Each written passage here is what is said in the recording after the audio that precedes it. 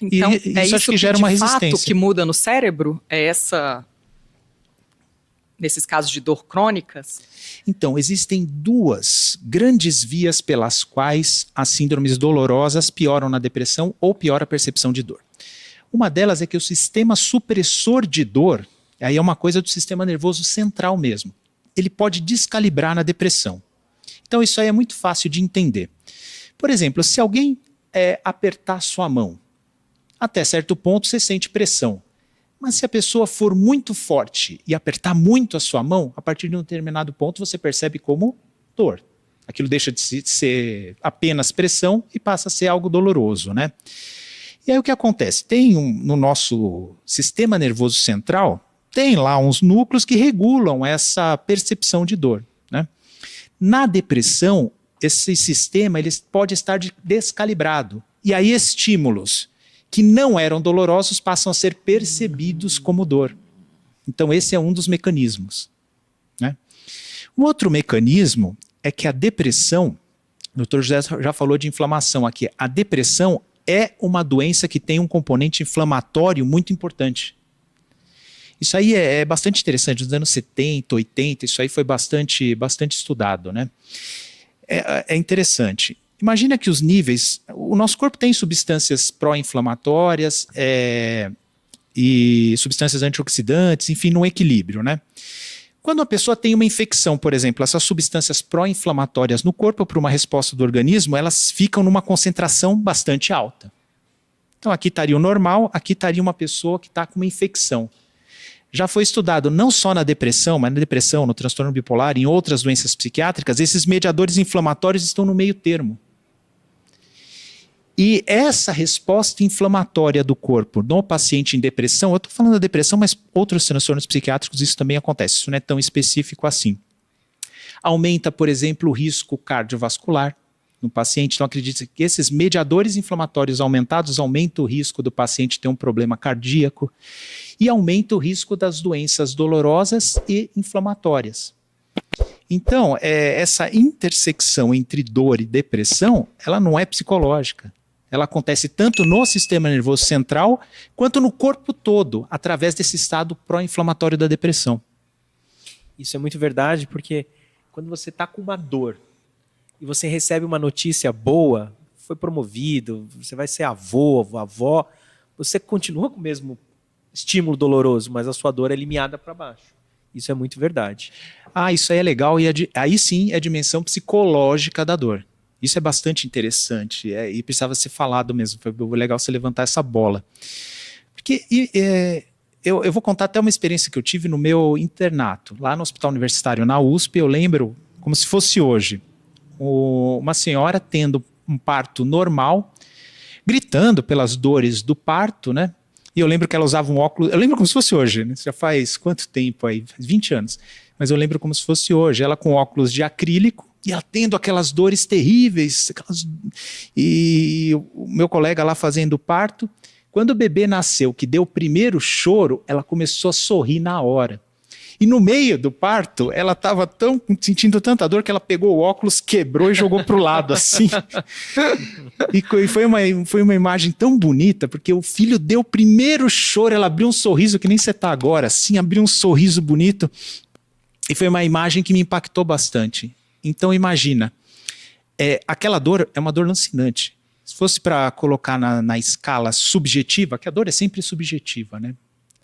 Agora, é interessante isso, é subjetiva, mas tem uma dimensão psicológica. Então, do ponto de vista subjetivo, perguntar qual dor ela sentiu, acho que ela vai falar 10 em 10. Né? Mas o sofrimento associado a essa dor é muito pequeno. Porque foi a maior alegria da vida dela, o sorriso que ela abriu, uma coisa espetacular. Essa é a dimensão psicológica da dor, né? E eu nunca esqueci que ela quebrou o óculos, porque no dia seguinte eu fui passar a visita, né, que os internos têm que passar a visita, e ela estava com óculos com esparadrapo aqui no meio, assim, do Sinais óculos. Da batalha. Muito feliz pelo fato de ter vindo um filho, né? Aliás, até no Evangelho tem um trecho que fala isso, né, que a mulher passa pelas maiores dores, mas depois a alegria de ter trazido um filho ao mundo. Eu pratico artes marciais, nunca fui bom, apanhei a vida toda, né? Apanhei a vida toda. Mas nas artes marciais, por exemplo, a gente aprende assim, no jiu-jitsu, né, que é a arte que eu pratico aí nos últimos 10 anos, é muito interessante uma coisa, às vezes a gente está numa situação difícil e à medida que a gente faz assim, tá doendo, mas não tá machucando. E a gente aguenta, se for aquilo, para ganhar uma luta com toda alegria. Mas como é que a gente faz isso, distrair a mente da dor? Isso aí é uma coisa muito complicada, né? O Viktor Frankl, que foi um grande psiquiatra, né?